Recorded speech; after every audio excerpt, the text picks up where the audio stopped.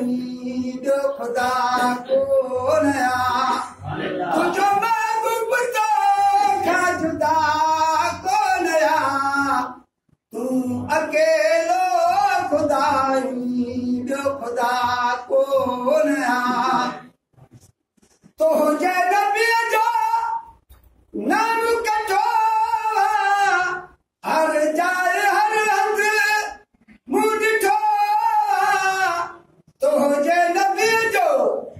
नाम कठो हर जाइ हर हंधि मूं ॾिठो ओ गॾु जन में चिरकूं ऐं गिला कोन तूं अकेलो ख़ुदा ॿियो ख़ुदा कोन तुंहिंजो महबूब तोखां जुदा कोन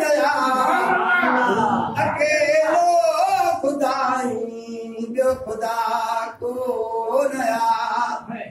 महबूब खे मुख़्तार बनाए बिल्कुलु बाक़िदार बनाए महबूब खे मुख़्तार बनाए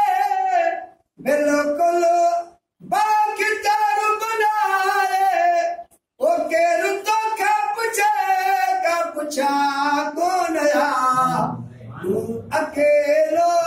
ख़ुदा ॿियो ख़ुदा कोन तुंहिंजो महबूब तोखां जुदा कोन तूं अकेलो ख़ुदा ॿियो ख़ुदा कोन इहा दुआ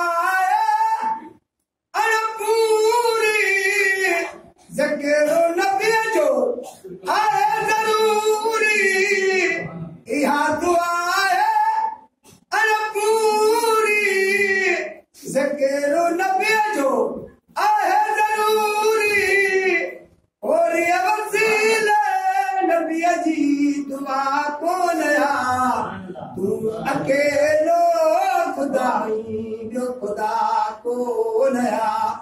तुंहिंजो महबूब तोखां जुदा कोन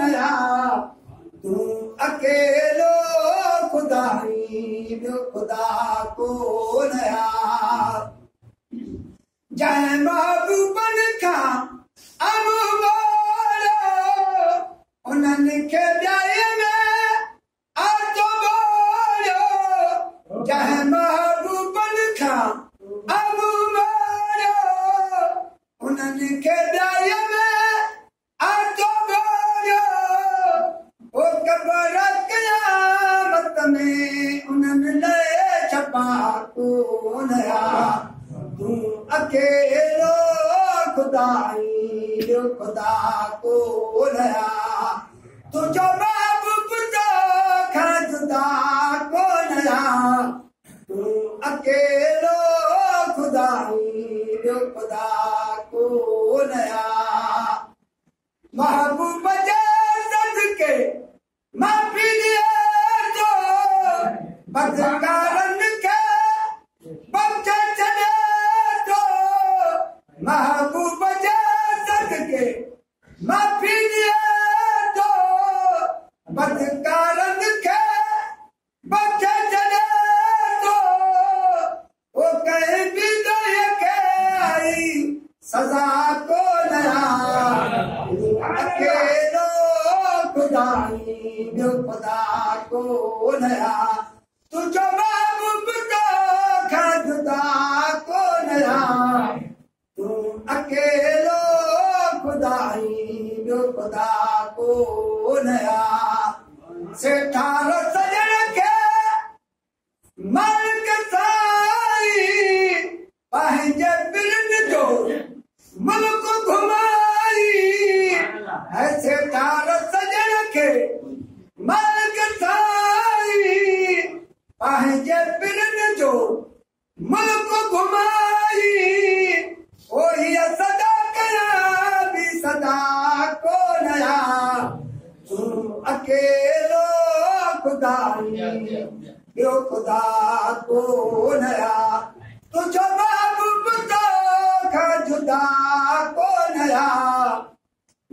अकेलो खुदाई जो खुदा को